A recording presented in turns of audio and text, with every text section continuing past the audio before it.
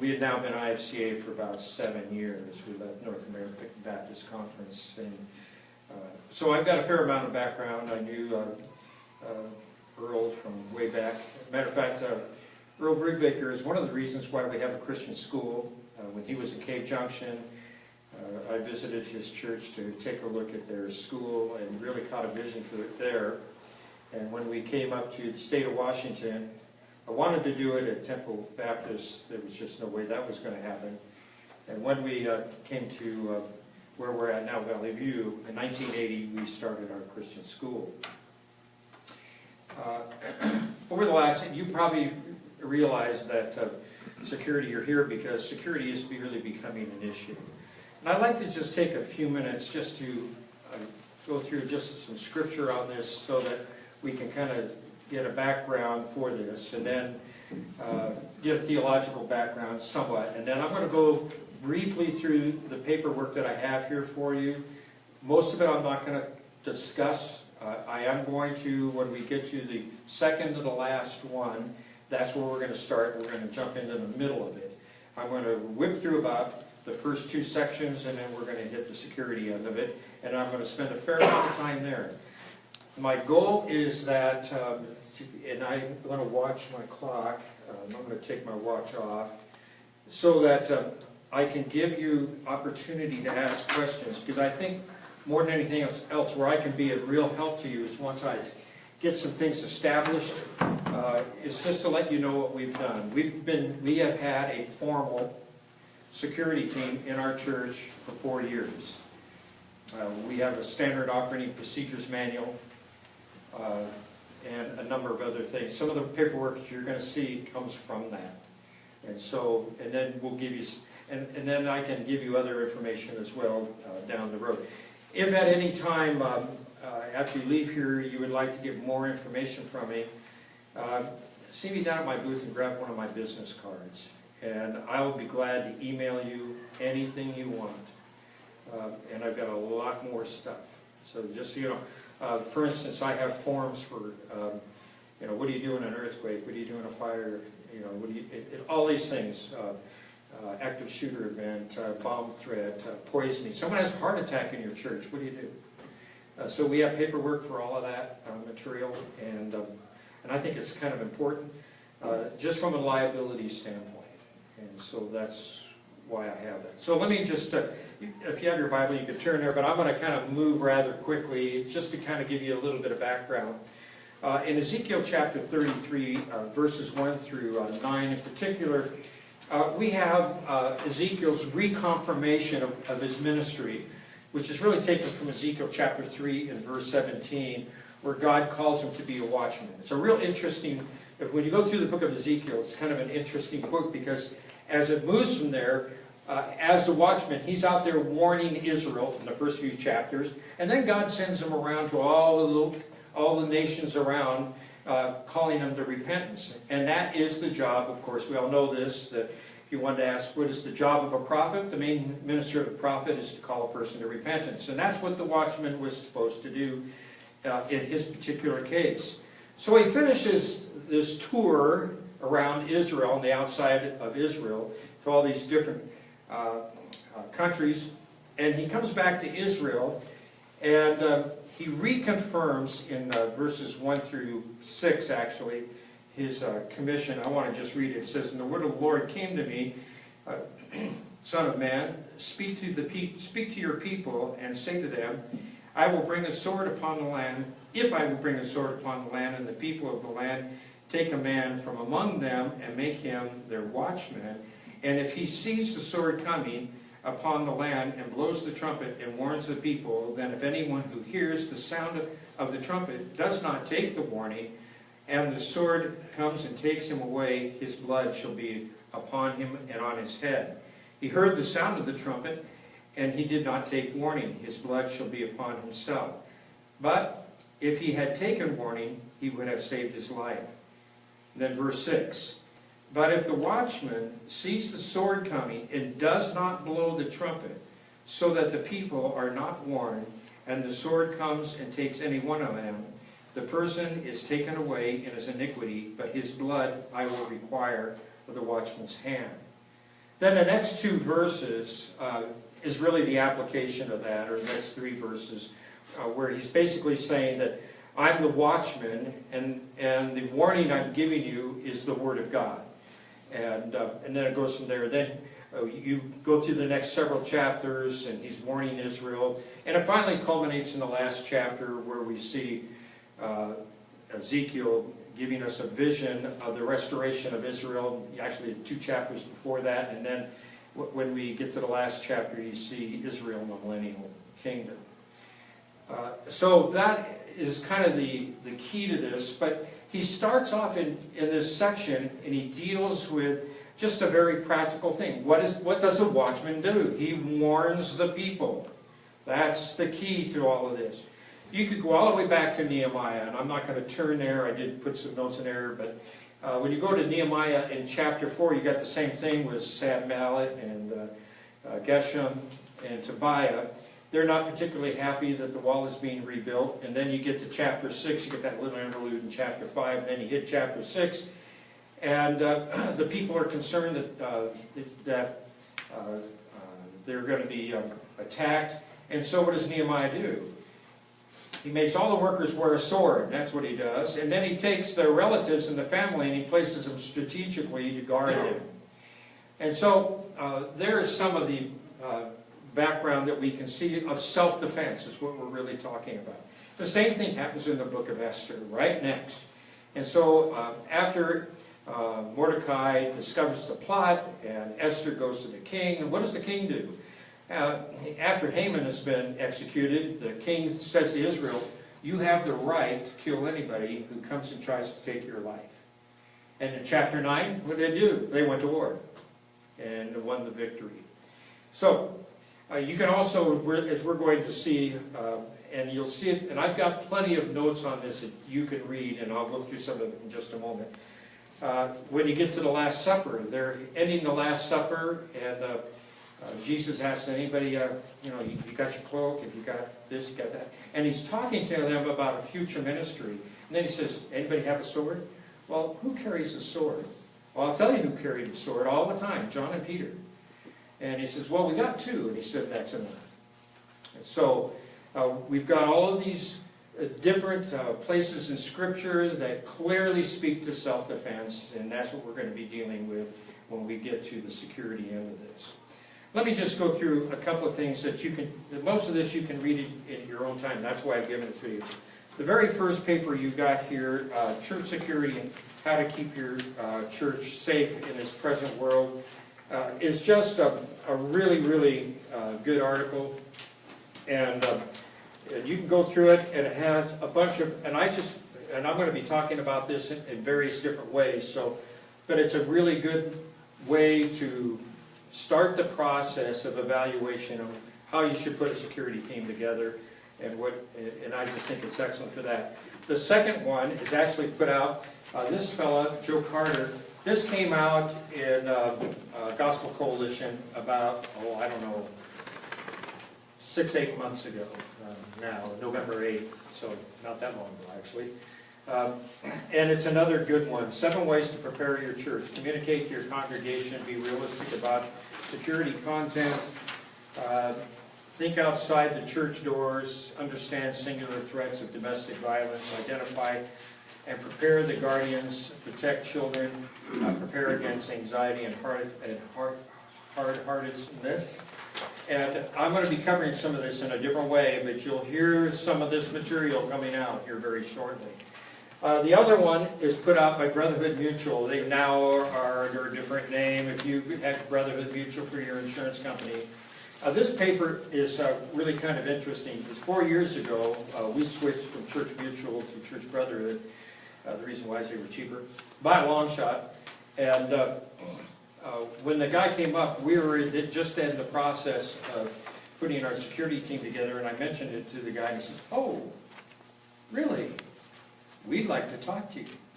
And so a lot of what you read in here actually came from that discussion. So, and now Church Mutual is real big on churches making sure that they're secure. So that's what that was about. This next one here with a picture on it, and it's 8 pages long. You know that this is from me because this is how I am. I write, and I write a lot. So there's 7.5 pages here. And what this is a defense of the Christian and self-defense. This came about because after we started our security team, or while we were in the process of starting our security team, I live in Everett. We're 135 miles from the Canadian border. So we have Canadians that live down there. And so I had several Canadians in our church. And, you know, you mentioned guns, and they break out in hives, convulse on the floor, and all kinds. And we had quite a lively discussion. And I found in some cases you just don't win the day with them. It's just very difficult. But I would really highly recommend you read this. If you lose this, you can go out to Men with Chests. That's my blog. And you can search it out. I reprinted this about 3 months ago. So it's available to you. It's in 3 sections. So I redid it and put the 3 sections in here, and it's a biblical defense for self-defense is all it is. And that might be helpful if you have people that are having a theological problem. And I'm going to talk about that because it's a big issue. If you do not start a security team without dealing with the theological issues with your church, just don't do that. It's just really dangerous. What's the name of your blog? Pardon? Men with Chests. If you come down to my, I've got a flyer down there. You can grab it and take it home with you. So it's Men with Chests comes from C.S. Lewis, The Abolition of Man, where he says there, we make men without chests and then expect of them, I can't even quote it. What's the word? Something in, I just can't remember.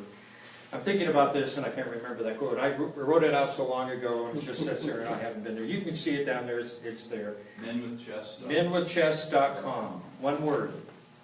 Yeah. That blog is a theological blog. I try to write it for the layperson. I find that I'm not real good at doing that. I tend to think out that direction when I'm writing, but so I'm really working at that. And actually blogging has really helped me because I use a program called Yoast, and Yoast corrects me when I'm getting too convoluted. So make your sentences simple and no compound sentences. That's what they want. So this is the one we're going to deal with today, and the last two, these 2 sheets that I have here that I really want to deal with. And I have broken this down, and this is a guide or a church audit guide. And it's somewhat lengthy. Much of it you're already doing, so you don't need to worry too much about it. But some of it you may not be, and I'll guarantee the last part you're probably not. So that's where we're going to spend most of it. But I want to go through the statistics here at the top. This is important, and when you're dealing with this and you're getting ready to set up a team, this is in here so that you have this material. If people ask you, I don't see the need. You know, we live out here in the middle of nowhere. Well, there was a little church in the middle of nowhere in Texas, and if it hadn't, you know, they got wiped out. 40 people in that church and 26 dead. So, and it happens a lot more than you think.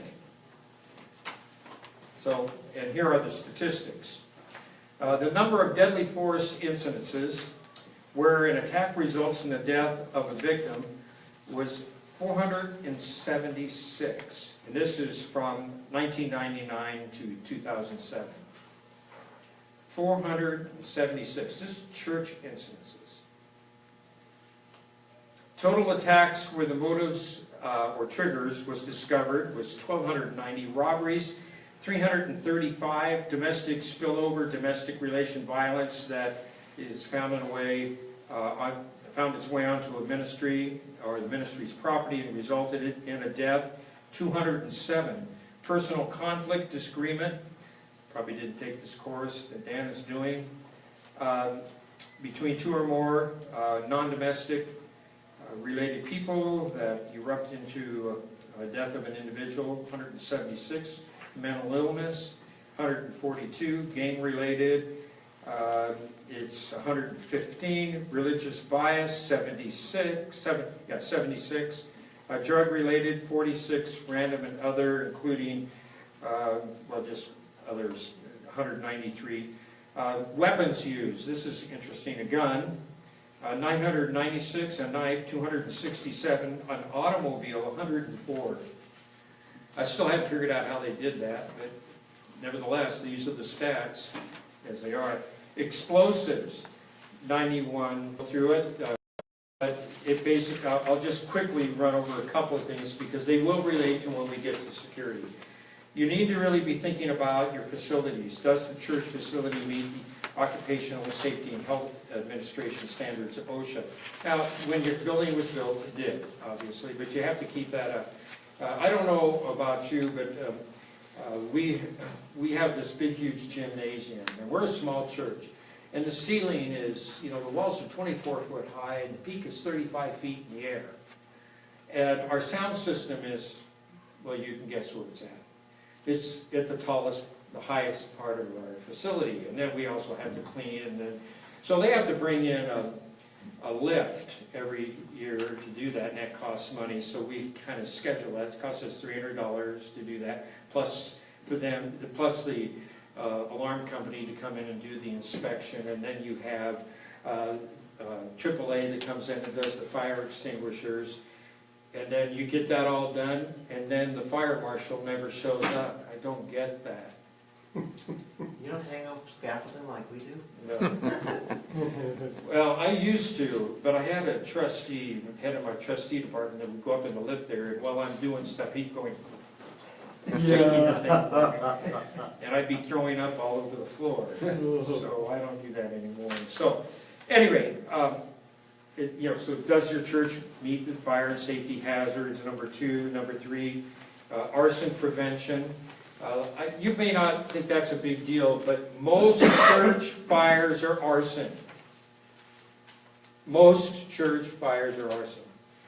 Now, I say that, and we've had 2 church fires. One was our parsonage. It wasn't arson.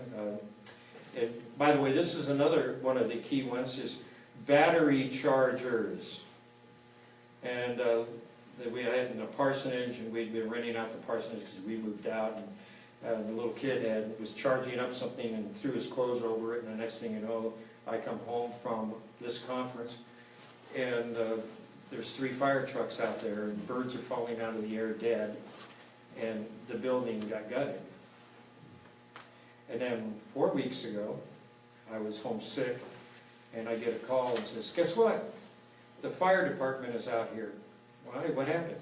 Well, I have an archery range on the side in between, there's a fence, and we have about 20 feet there, and it goes a whole length. So I put an archery range out there because I shoot traditional bow, and you have to shoot it every day if you're going to be any good. And so I had 3 bales of hay up, and then I would take a tarp and I'd put it over it and stake it down. I don't know how these homeless people found us, but they did. And I was out there the day before. And probably the day you weren't shooting. That's exactly what they did. And they took the bales of hay apart, and then they took the tarp and put it over it, and they slept in there, and then the next morning it was on fire while school was on. Ooh. We couldn't put it out. We had to call the fire department, and it's sitting underneath trees that are 70, 80 feet in the air that hang over our building. So, you really need to watch it. And we're real careful. We have nothing up against our buildings. No trash, no anything. So really watch that. So arson is a real big deal. We live in an earthquake area, number 4, so you should be ready for that. You can't do earthquake drills during church. It just doesn't work. But you do need to train your ushers. And you need to look at your facility. And it would probably be a good idea to have the Red Cross come out and give you some help with that. That's what we did. Now we've got this big metal building that that our church services are in. And I go, what should we do? You got an earthquake and the building starts swinging. And they just tell us get up against a wall. There's nowhere else to go. Don't go running outside. Things fall on you. So. And you've got to have ushers that know that. And they can stop people from doing foolish things. So, those kinds of things. Medical. This one here really is somewhat, I think, very important. Does the church have a designated emergency medical station with signage and first aid and CPR kits? Now, we also an AED kit, and then have someone trained in that. We have a commercial one. You don't need a commercial one. You can buy the one from Costco. They work just fine. But they need to be checked once a year, and you need to have someone that's trained. Now, for us, we have a nurse, and so I said, when was the last time you got trained? She says, I'm getting ready to get some extra first aid. I said, could you take the AED test, AED course? So she did. And then next month, we have Red Cross coming in to do CPR, first aid, AED for all of our staff, our church staff. That's our school staff and the pastors, so that's 10 of us. And then our security team, which is another 6. So they'll all go through that course. So, and also, do you have a trauma kit? And that's different than a first aid kit. Trauma kit will have tourniquets. It will have compression bandages.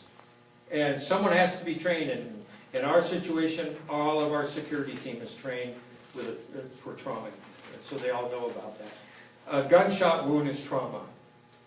A broken leg, compound broken fracture. By the way, you may not have that. It happens with us regularly. We have kids. You know, there's 100 people running around that church 5 days a week, and they're down in the gym. And it's amazing how often they get hurt. You know, so. And we've seen compound fractures, so you've got to be ready with a trauma kit to stop bleeding so a person doesn't bleed to death. What are you going to do when a person is in your church, in your auditorium, and they have a heart attack? Do you have people trained for that? Do you know how to use that AED? We've had that happen. We had a gal not too long ago, she went into an epileptic fit and is rolling on the floor. So our team was able to get up there, get her on a stretcher, and then move her to our designated room that's specifically for that. So, and then they called 911. And I think I have it somewhere else on here, but you can look for it at your. You should have signage. What we do is we have an 8.5 by 11 sheet of paper that's laminated in plastic, and it's in several different areas, and it has the church name. You can say, "Where are you?" You're on the phone with 911. You know, you got someone that's traumatized and they're trying to call 911. They don't know where they are. So even when you train them, they don't know where they are. So what we have done is we put signs in certain areas in our facility, and we train for this. What do we do when this happens? Head of security heads to one designated spot. In that spot, when they get there, there is that sign. Valley View Bible Church and Christian School. We are at 9717 31st Avenue Southeast, Everett, Washington 98208. And that's the information. They just read it right off of that. Because when you get in that situation and you got someone that's on that phone trying to talk to 911 and everything is going south, they're probably not going to get the information out as quickly as they should. So we just have those signs in all strategic locations. So that would be one of my recommendations. It's in here somewhere. I think it's under security. But, so let's go over to the security section. This is where I really want to spend some time. This last shooting that took place, I really hate that term. Today? Pardon? Today? No. Oh, you're not talking about the one that happened today? No. I didn't hear about one today. Was it one today? School shooting. Really? Where's that at? I don't know, but two Maryland? kids got hurt. And the shooter got killed. Good. Officer was armed and went in and got him. Excellent. He didn't hide? All right. I'd like to talk about this now. Let me just give you, I want to give you our background, and then we'll go into this so you know where we're at. 4 years ago, we had 2 situations over the last 30, 40 years of our school's existence where we had lockdown procedures in place. And threats were made. One was to me specifically, and one was to the school on another occasion. And we had to lock down the school, and we had to call the police. That's a serious thing. SWAT shows up, and we're in an urban area, and SWAT shows up, you know, they look pretty mean and dastardly, I got news for you. And you're scared. Thankfully, in both cases, the persons who made the threats never showed up. The last person who made the threat, it was against me personally, he never showed up, and they went looking for him. They finally found him in New Mexico out in the desert dead, several years later. So you begin to... tracked him down, did you? Yeah. I hadn't taken the class here, so revenge was on my mind. No. So, and with these school mass murders, and that's really what they are, they're not school shootings. They're mass murders. We use the word shooting because the press uses it all the time. But what it really is murder. And so we just saw this happening everywhere, and we decided that we needed to do something. While I was thinking about that, and you just see the sovereignty of God in all of this, is I'm sitting down and I'm working my way through this and trying to decide how I'm going to approach the church and what do we really need to do. I mean, I knew nothing. I just a pastor, that's all I am. I don't know anything about this stuff.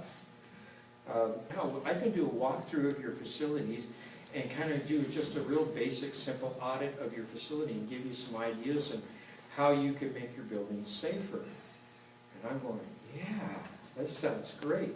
And so she did. She walked us through our facility, and then she just, and all kinds of things. And I'm sitting here with a piece of paper. Actually, I have a little yellow notepad, and I'm writing things down. And she said, now understand, you don't have to do any of these because there's no law that says you have to. But here's what we would recommend.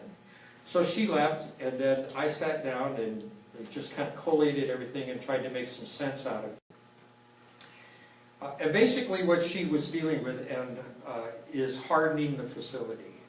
Now, that's what is beginning to, that's the discussion now that is beginning to happen in some of our public schools.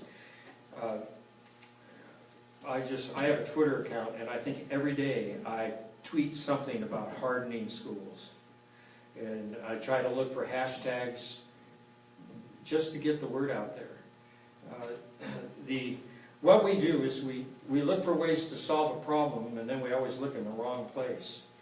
And what we need to, and we all know that. We know that the real reason we have these things happening is because we live in a violent world, and we're in a fallen world, and that's that. And frankly, the church does not have the impact sociologically that it used to have. And that's one of the reasons that restraint is not there. I wrote a whole article on that, Does Evil Exist? And I talk about the 4 areas of restraint that are just falling apart sociologically. And so we know that's the problem. So now what do? Well, then you take preventative measures, defensive measures. How do you do that? Well, you start talking about security, and the first area is infrastructure. The very first thing that you need to be talking about is infrastructure. You need to secure your facility. Now, if you were up at our church when we had our association, you probably realize we got a large facility. We're not a large church. We're a little over 100 people. So on average attendance, 65, 75 people on a given Sunday. So we were told we needed fencing between 2 of our buildings, and there's a walkway that goes into our gymnasium on down, and the school's up in the upper building, and we needed some sort of fencing that was climb-proof. Well, what is that? Well, that's wrought iron fencing, 8 feet tall. That's expensive. And then we needed some sort of automatic magnetic locking system on our doors so that we could computerize that, and we could have the doors open at a certain time and then automatically lock throughout the whole facility. And some of those doors lock at different times. So it's a complex system. So on Sunday we have, certain buildings are open at certain times, and then once church starts, the upper building just goes click, click, click, click, click. All locks down. And children's church is up there, and so I want that building locked down. Now, they can get out, but you can't get in. You get anywhere near the doors, and sensors immediately kick in and recognize someone's there, and out you go. So we called several people, got lots of bids. To harden our facilities with magnetic door locks, automatic magnetic door locks that were timeable, and the fencing was right around $15,000. And in our little pipsqueak church, $15,000 is like $1 million. And so we just went to our people and says, well, here's what it's going to cost. You know, when God's involved, when He's in this thing, it's amazing how things happen. It was, I think 4 weeks later, we had $15,000, and we were calling contractors, and they were putting the system in. It also has, we also have all of our staff wear panic alarms on them. We have indoor doors that automatically lock the minute you push that thing. And when that button is pushed, it immediately calls SWAT. And they're at your doorstep. Last time they were there in 1.5 minutes. And very serious looking dudes. Now we had some issues and we had to learn a few things, and I'm glad to pass them on to you. You need to have a designated room where all keys and all buttons, all those little lanyards where the panic alarms are kept in a locked cabinet, not hanging on a wall. Because you see what happens in our church is the trustees go up there to count the money, and they're sitting there and the door's open, and some little kid walks in and says, oh, what's this? Push. And next thing you know, you got SWAT there. So you want to have, once you harden your facility, you have that kind of thing. Now during church, do we carry those? Yes, we do. We have them with us. The head of our security has it, and our roamer has it. We have a guy that roams the building and the parking lot. And so he has that on him. He pushes that thing, everything locks down, and things get real serious real quick. So that's the very first thing you want to do. You want to look at infrastructure, and you want to harden your facility. I've been tweeting for some time now. A hardened school is not a prison. It's a safer school. Now, once you harden your facility, understand this. That doesn't mean people aren't going to get hurt or killed. It just means fewer people are going to get hurt and killed. That's all it means. So that's something you need to understand. You're not necessarily going to stop it from happening. But I will tell you that once you put this in, you should do exactly what I do. Tell everybody. And that becomes a deterrent. It stops people from even thinking about it. And so we've had people say, well, I don't know if we really need this security system anymore. We really haven't had any problems. Well, we haven't had any problems because we have the security system. You just don't know about it, and that's a good thing. So you can read those several paragraphs there, because I really want to, oh good, I got plenty of time to walk through this. That's great. Let's talk about, once we have the facility hardened, you want to develop a security team. I was asked by a pastor the last time I presented, which was at our pastor's meeting, do I need to do this formally? And here is my answer. Absolutely. It is way too dangerous to be informal. Whether they carry firearms or not, it's just way too dangerous. These people need to know that this is serious business. And I want you to just take a look at this last sheet, Watchman Society, and I want to walk through this so you kind of get a bit of a philosophy of what we've done. Now, all of our team members, I didn't get up in the pulpit and say, who would like to be on our security team? I did not do that. Okay? Don't do that. I don't do that with Sunday school teachers. Why would I do that with a security? I want the very best. Nobody teaches our Sunday school unless they're approved by our board. That's just how it is. And so we may not have all of the Sunday school teachers we need, but we're not going to have Sunday school teachers that are not qualified. So that's really kind of crucial. And that goes for this as well. So we're going to look at this in a moment, but just understand, you need to take the same care, and I think you need to take extreme care. You want to avoid people, especially men, who are, they just say Marine right across their chest. Those are the people you really want to. I like Marines, and we have a couple of Marines on our security team. One of our Marines, he's a teddy bear. He sees a kid, he just wants to cuddle and hug him and play with the kid. But you want people that are not aggressive or not overly testosterone driven.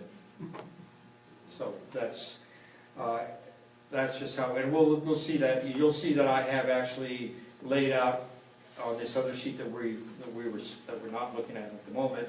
I have some stuff there. But look at this one here: establishment of the ministry of protectors. Let's start at the very top. Valley View Bible Church and School established a ministry within our church comprised of volunteers.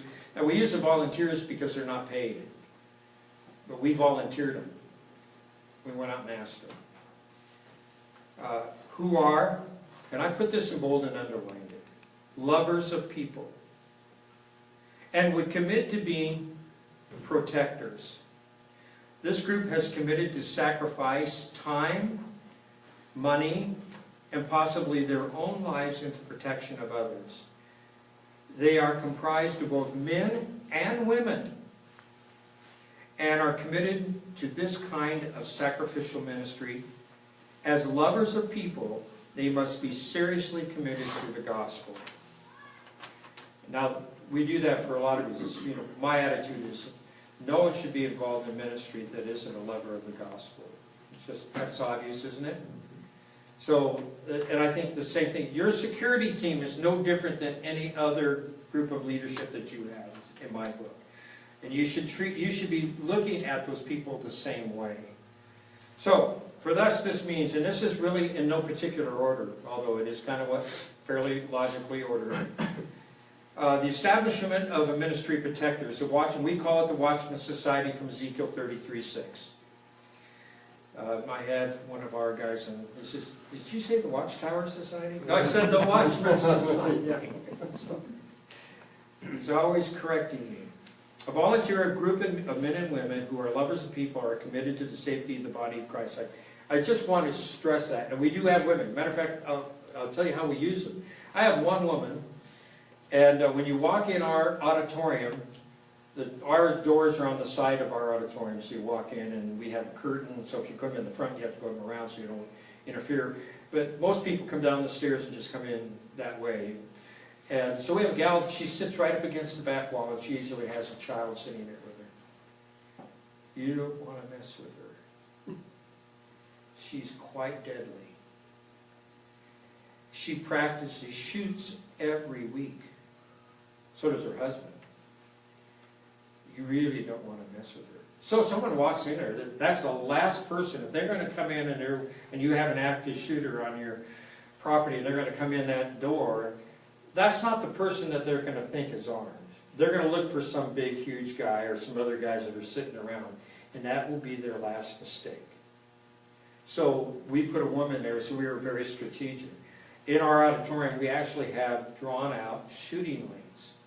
So you shoot down this lane, this person shoots this lane, and we're all strategically placed so that we don't shoot one another. So little things like that. All right, so women are important.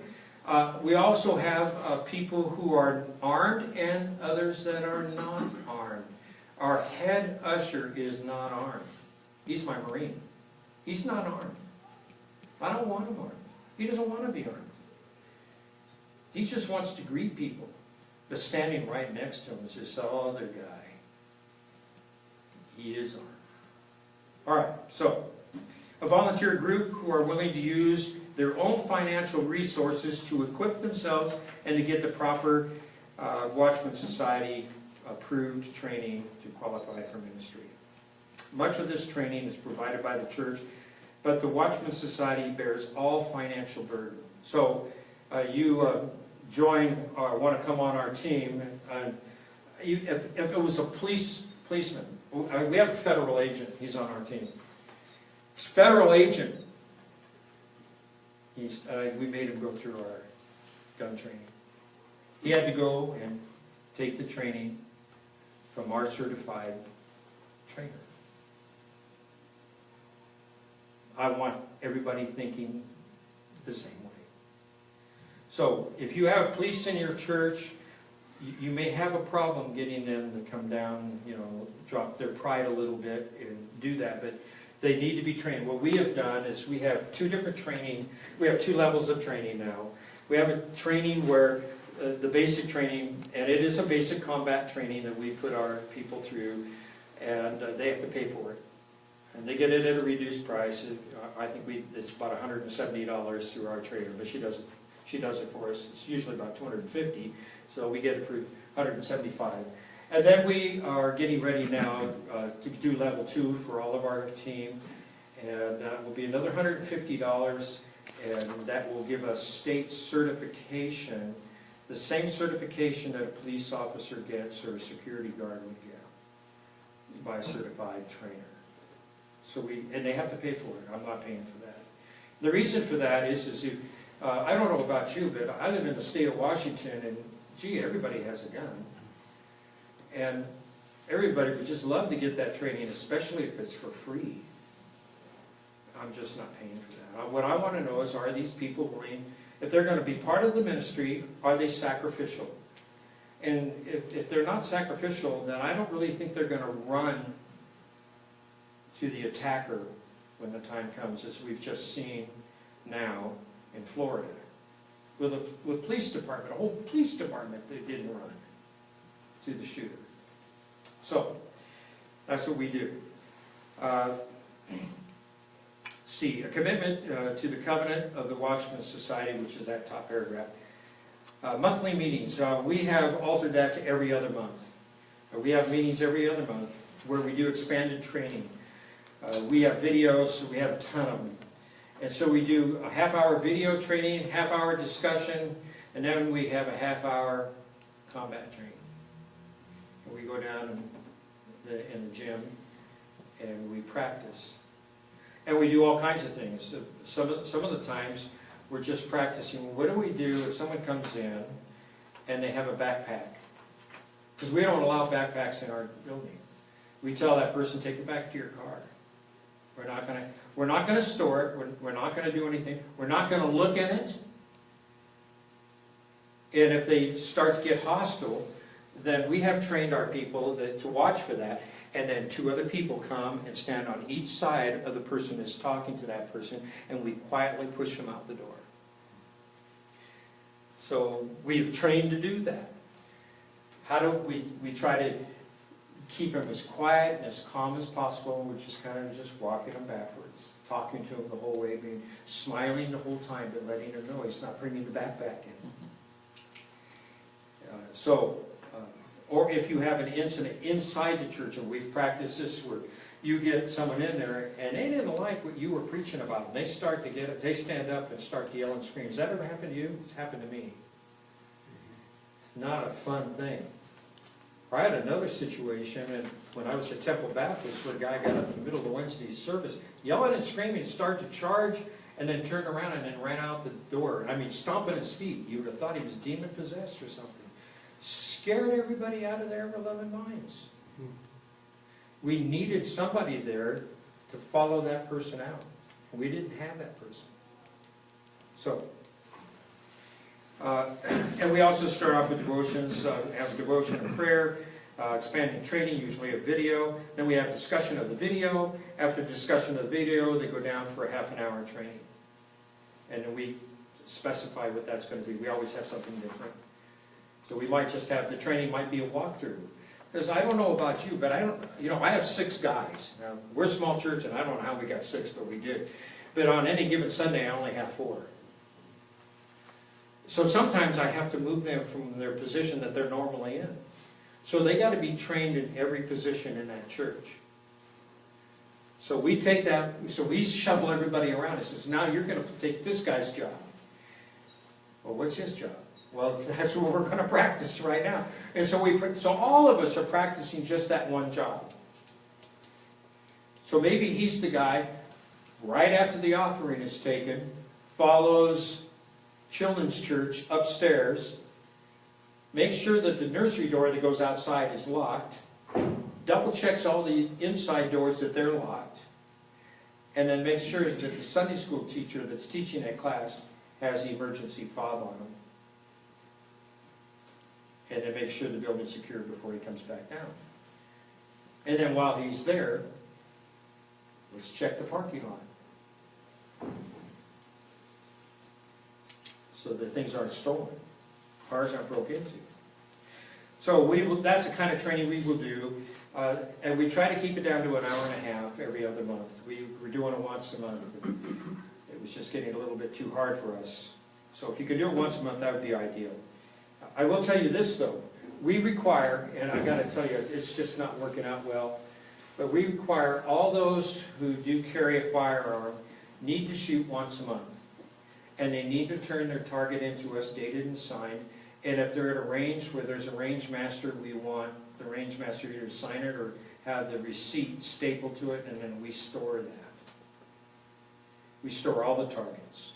Here's why. When the sheriff came in and talked to us, that's one of the first things she said. You need to shoot at least once a month, and you need to keep the targets as an issue of liability. So that because here's what happens. I don't know if you thought about this much, but if you have an active shooter come into your facility and they get home late at night, and when are you going to do this? 7 o'clock, now you want me to run out to the gun range? Give me a break, I'm tired. I just want to have dinner and go to bed. So we said, well, can you get a Saturday? Well, I hope. You understand the problem. But you need to keep insisting on that with if you have anybody that's carrying a firearm, that they do that. The other thing that we require, all people with a firearm must have a concealed weapons permit. That's an absolute must. And the reason for that is twofold. Number one, when they come to your church, if they're carrying their gun, they don't have a concealed weapons permit, they're breaking the law. Now, when they're on your premises, they're not breaking the law. But when they're off the premises, they are breaking the law. If they've got a concealed weapons permit on them and they are a concealed gun and they don't have a weapons permit, they're breaking the law. Secondly, and even more importantly, is they have to go through a federal background check. That's one of the best liability checks that you're going to get right there. And then that has to be renewed in the state of Washington, and I think in Oregon it's the same, it's every 5 years. And they should have it on them. Every 5 years. Every 5? Yeah, okay. California, it's every other year. Yeah, and in the state of Washington, is the laxest, because I think in Oregon here, don't you have to get some training to get your concealed? You don't? Oh. Well, it's classroom. Yes, Classroom, No but you have to have a classroom training, yes, that's what I thought. And that's why it's not reciprocal between the state of Oregon and the state of Washington. Things to do that are pretty important. And for me to meet with these guys, so if someone calls me, they call me up and say, hey Mike, we're sick today. I can stay in my office. And so then it's 2 weeks.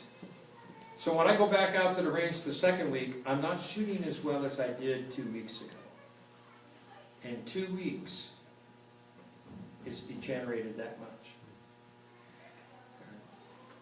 I was at a place with my defensive weapon that I could put out 5 rounds on target at 21 feet in 2 seconds. The other day I put 5 rounds out on target, 21 feet, 10 seconds. Quite a bit of difference, isn't there? Because I hadn't shot in 2 weeks. So, it's a perishable skill, that's why you want your people to do this. There's another reason why, and it's very important that you understand this. It's not only a perishable skill, but when they're out there at the range, they've got all their fine motor skills operating. When you get into a situation where you have an active shooter, all fine motor skills are gone. At 21 feet, you'll be lucky to put 1 of 5 shots on target. And the reason I know that is because when we went through combat training, they would put us under those kind of things, and you'd put an 8.5 by 11 sheet of paper out there, and you're moving and trying to shoot, and you're just not hitting anything. And you're getting pretty discouraged, because they put you through skills where your fine motor skills just don't work. They're gone, they're gone. So in an active, anytime you're under stress, there is no fine motor skills. Training is very important. So just understand it. You really need to stress that with your people.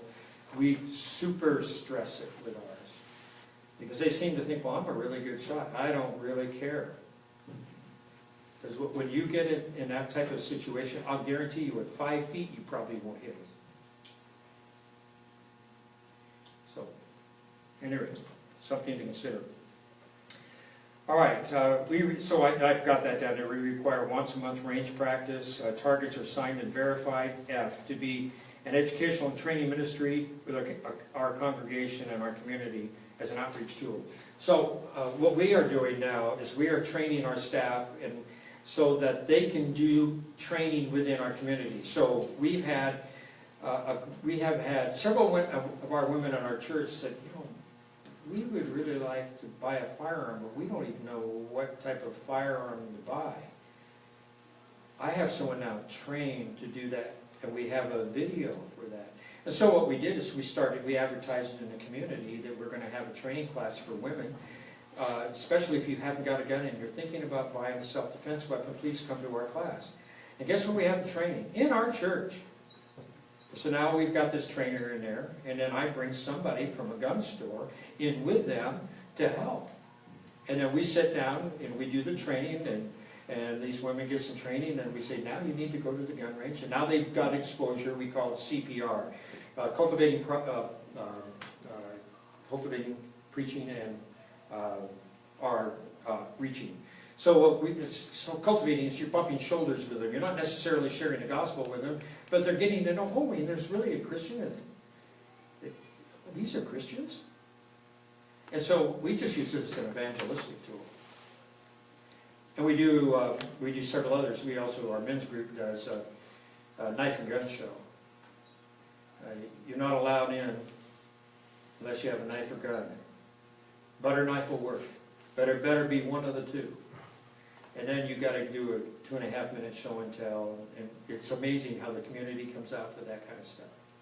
And so I have guys on my security team that are trained for that, so they stand at the door and check all weapons. So it's just another outreach tool. So I don't want just a security team, I want a security team that does outreach.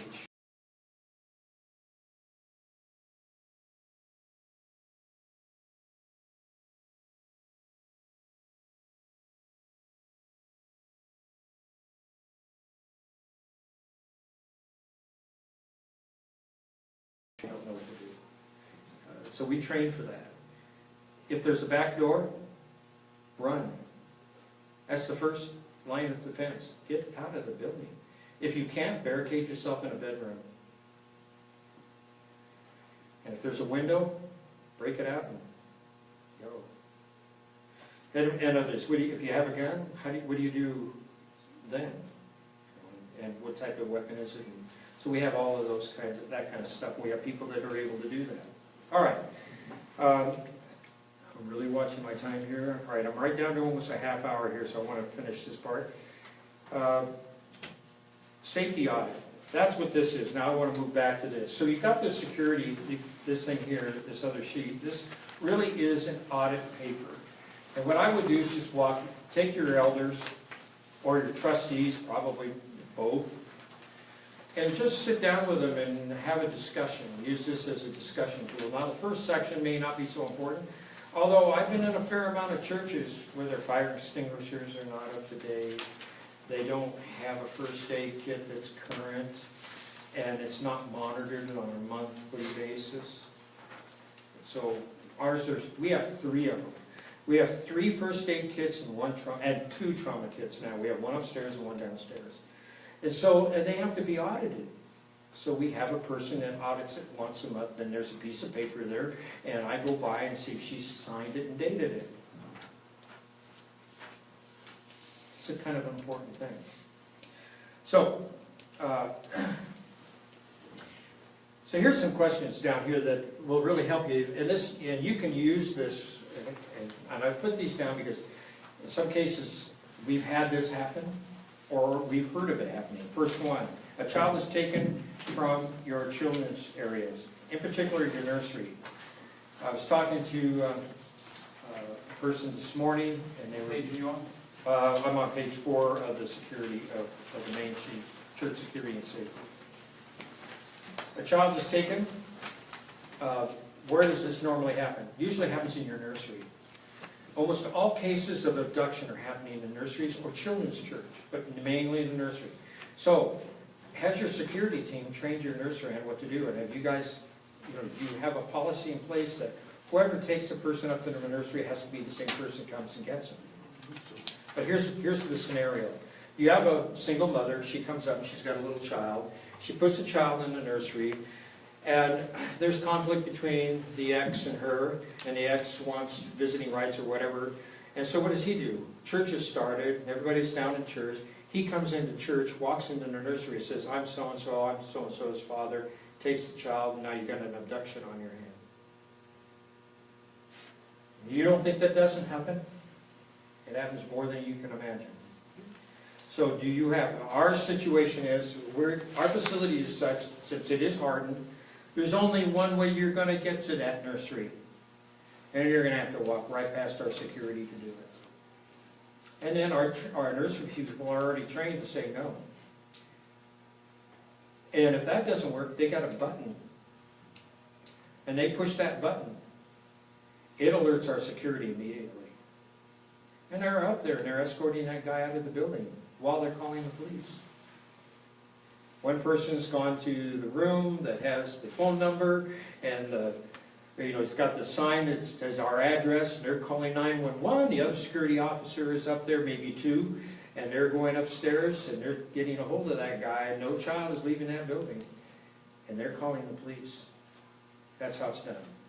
So, 2 thieves decide to rob your church of their tithes and offerings. That's happened to us twice. They broke into the office where the money was while we were in church. You thought we'd have learned the first time, but it took the second week in a row before we figured it out. We weren't particularly bright. You got a vicious dog on campus. Some dogs just wander around, and what are you going to do? Do you have a policy on how to handle that? Lead poisoning. Yes, antifreeze. Lead poisoning. I would, that's the last thing I would do. I want to really make this real clear. If you ever have to use your gun in self-defense, your life is changed forever. I cannot stress that enough. Your life is changed forever.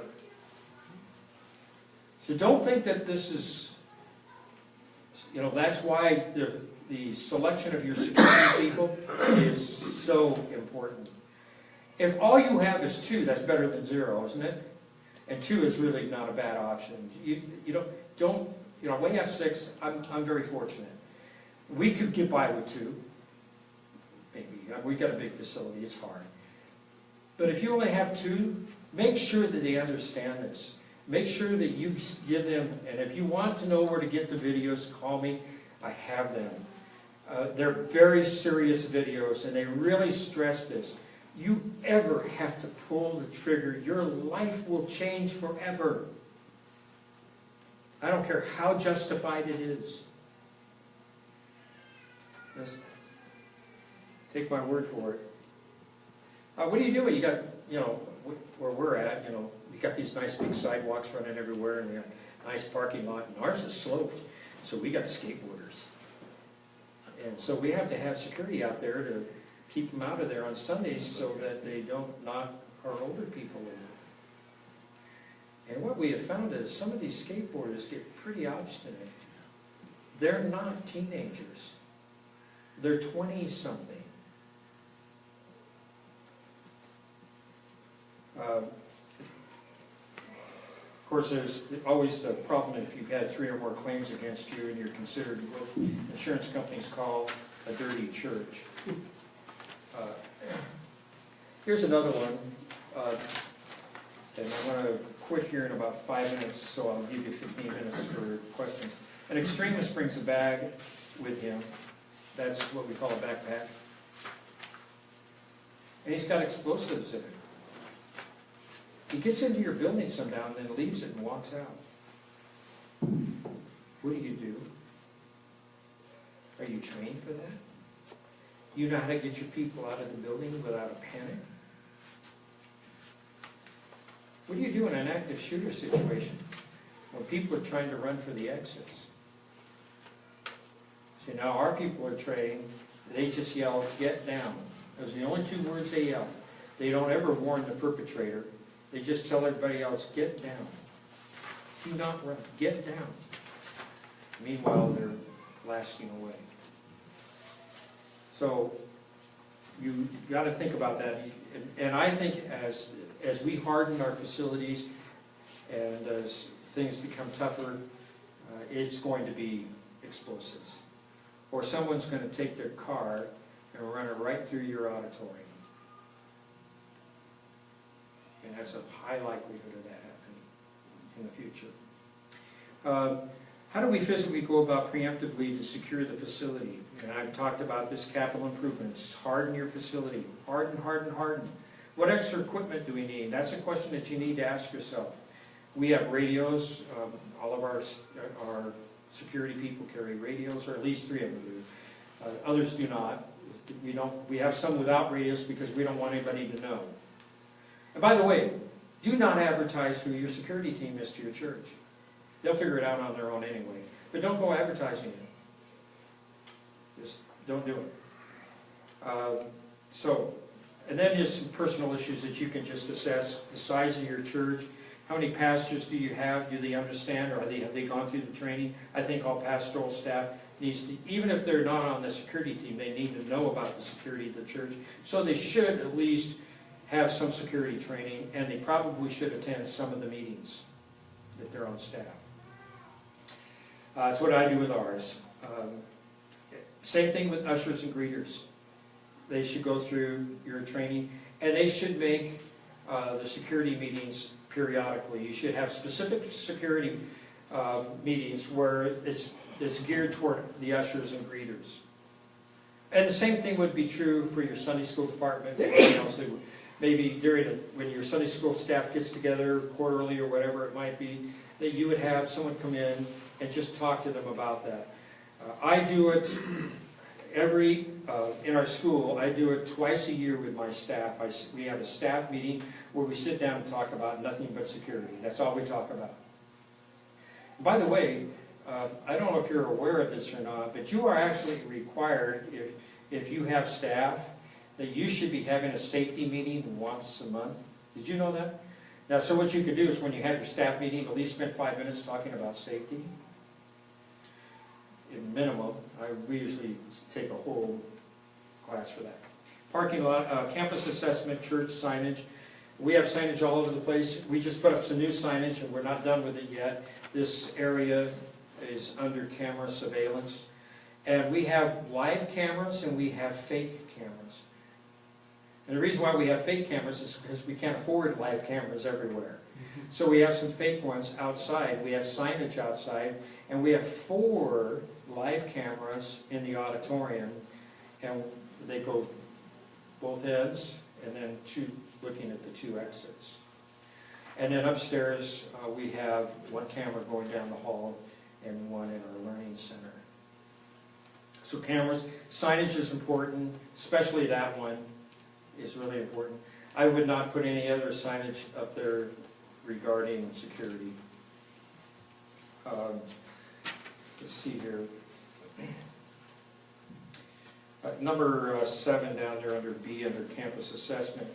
Does the church have its address posted strategically? There it is, so that your people can get there. Parking lot assessment. Note that the best area for a stationary position for a parking lot security assessment. You know, if you've ever been to Shepherd's Conference, if you go into parking lots, they got people walking those parking lots all the time. And a lot of the larger churches do the same thing now.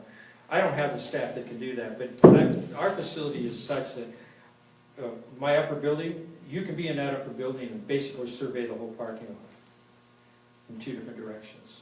So he can go out and look here, walk down the hallway, look over there, and then he can march back downstairs, and that's how we do it. Before church starts, we do it. Now, we had a situation not too long ago where we had a person call the church, and they were coming after me because I was related to somebody. And thankfully, the person never showed up, but I had 3 security people standing outside waiting for this guy, and the police on the way. So I live in a metropolitan area, so that's just how it goes. And I've been there for 40 years, so I know an awful lot of people. Some like me and some don't. Now this particular person, it's a very convoluted story. Basically they're related, and he was out of his ever-loving mind. And you don't think that that can happen? It will. Just count on it. So, parking lot assessment. And you can look at the rest of this. I'd like to give you a few minutes left. I've got 15 minutes. And if you don't, I'll start covering the last page. Any questions that you'd like to ask me? Because there's probably much more that could be said that's not on those sheets. Yes? One thing I thought of in first aid, we've come across, you need a blanket. Yes. You also need a cot. Yeah, well, just, some ladies it can be an embarrassing situation, you just need to. Yep, wrap them up. In our situation, it was an older gal. What do? You know, she's sitting there in a chair and boom, over she goes. I'm more concerned also with someone having a heart attack. What do you do when you have someone that has a heart attack? You need to have 2 of your security people that are trained in first aid, all ours are, and then someone headed for the room with signs so they can get the information out to 911. Yes? So you talked about not revealing necessarily who your security team or people are, but yet you said, tell your people, talk about it. So what sorts of things do you tell your people specifically about your security measures so that they're aware? All right, that's a good question, because when this thing happened in Vegas, I had several of our new families, they didn't even know we had security, you know. And if you were up at the regional, you probably didn't notice it either, and there was 4 of them there. What we do is we just tell them, yes, we do have security, and they are trained, and they are assigned certain positions. That's as far as I'm willing to go. And they're usually quite happy with that. But if they're there for very long, they kind of get it, because they notice certain people are sitting in kind of rather strategic places. You know, what's that gal sitting way back there? Her husband's way over there. They must not be speaking to each other. Yeah, you just don't want to do that. And we don't announce security meetings in church. It's never in the bulletin. We do it by word of mouth. Because we don't want people walking in and thinking that this is an armed facility. We just don't. We want them to come in just thinking they're walking into church like they always have. It's a free place to come and worship and enjoy the Lord and enjoy each other. And that's that. And that's how we do it.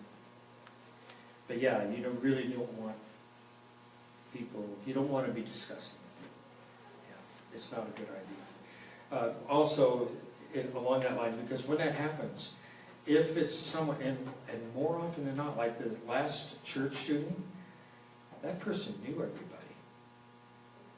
Can you imagine if you knew who the security people were? So that's just not something you want to be discussing. Yes, We don't answer the question whether we're armed or not, we don't either. because you can't win either way. No, I always tell people, concealed means concealed. Can I see your gun? No. What gun?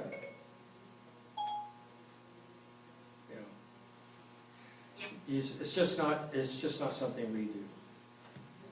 And by the way, half our security team, now we've got 6 that are actually do have firearms. We have others that are on our security team. There's some that are just doing nothing but medical. We have some that do, we have greeters, that's all they are part of our security team. They're watching for certain things. So if they see something, I know of a church, not very far from us, they have a security team, and they had 2 guys walk in, and one guy had a backpack, and they said, sorry, we can't have a backpack here. They says, oh, it's okay, no big. They were cops, and one of them had a knife in it, and he got offended because they wouldn't let him in. That's just too bad. And I just don't understand why someone who's a police officer doesn't get it. So, but that happens. Yes, So as a pastor, I have a CCW, yes. and I've considered myself occasionally whether I should be armed or not in the pulpit. How have you answered that question? I'm armed.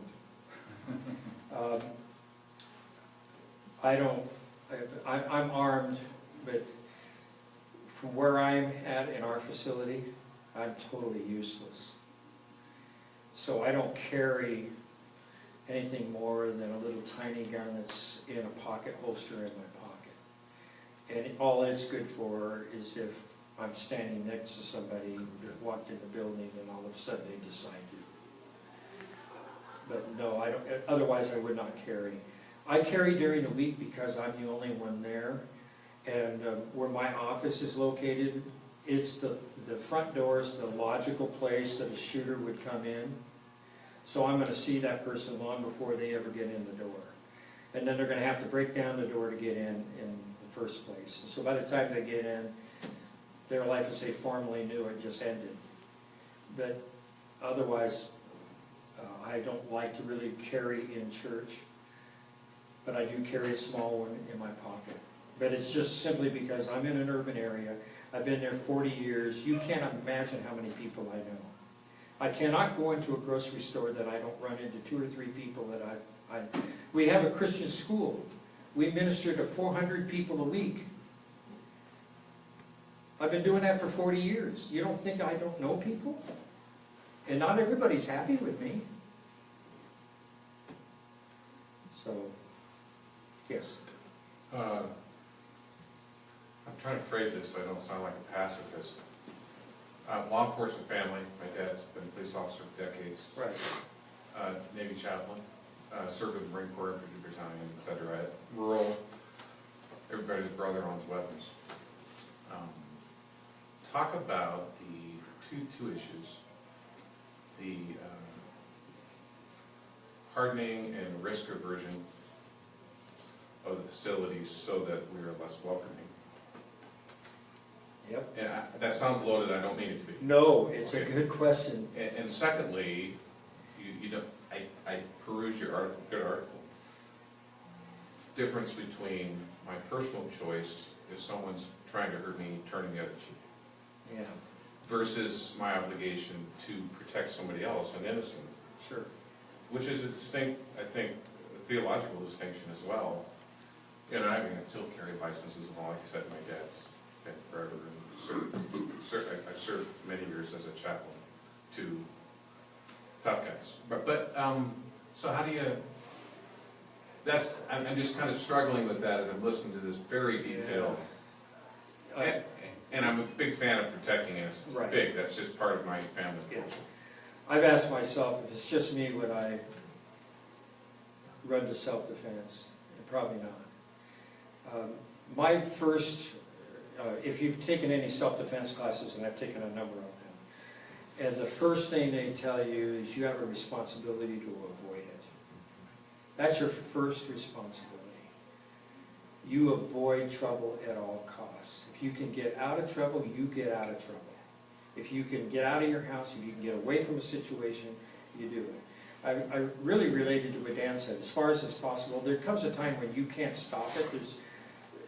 It's just coming your way and there's nothing you can do about it. That's a different story altogether. But you're talking about the protection of people within our church. I think we have a moral obligation to protect our people. That's the real issue that we're dealing with the security. It's really Ezekiel 33:6. Are we going to protect our people? There's a moral issue there to do that. There's a moral issue to protect your family. There's a moral issue for us to protect those that cannot protect themselves. But then the other question is, you've got to ask yourself, and I think it's we do this. Are you absolutely sure that you could pull out a gun and actually shoot somebody and kill them? And if you are not, you should not carry it. So, and of course, we don't use the word kill, we use stop the threat.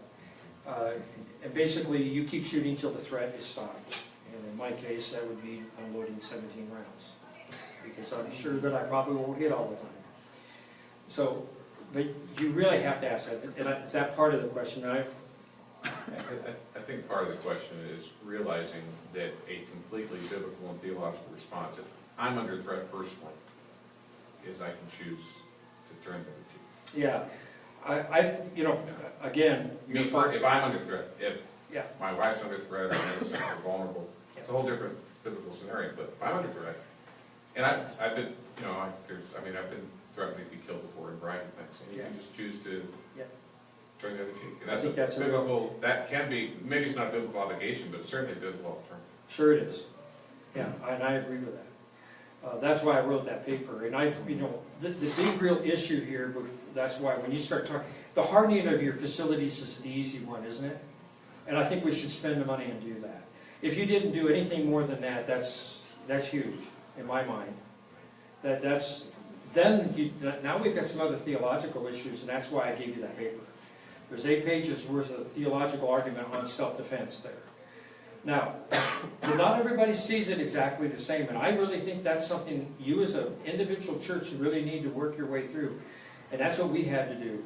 When this all started, all of a sudden I realized, oh, I've got a theological argument that I'm dealing with here. I'm not dealing with an anti-gun argument. I'm dealing with a theological argument with this person. They just wanted me to trust God. You know, we all realize there's no scripture that will support that, but we're just going, and how do you deal with this person? So there's got to be a theological argument. You better, and you need to have a theological construct before you do any of this. But I think the hardening of the facility is the first and most important thing that you can do. And I am just adamant about that part. The other part that I've been discussing so much about is more of a warning. You really need to take this super serious. If you're going to have people with firearms there, they need to be trained. And I'll just make this real clear. Having a police officer in your church is great, but if he is not on the same page with everybody else, this is not a good thing at all. And that person should be trained. My federal agent, he's trained. You know, and he had some different views. And I'm just going, you're a police officer. You can be aggressive. We can't. Everything we do is defensive. If we can avoid a problem, we're going to avoid it.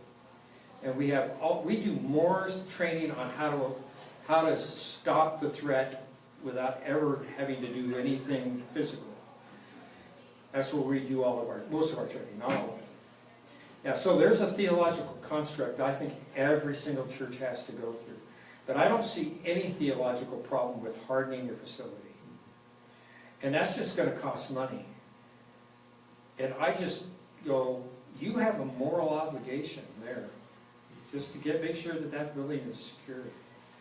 Now some of them are really hard. You know, we've got some of our churches are more modern, they're open campus, and you know, Like Ashland Bible Church, now they got a hallway, but they didn't when I was there. We had to walk out of the auditorium down to a classroom to go back in. Now they got a hallway that runs down the middle of it. But I can think of a number of churches where it's all open. How do you work around that? When Swim Bible was that way, now they've changed their facilities, so it's not that way. They hardened their facilities, what they did. So I would just work on hardening the facility.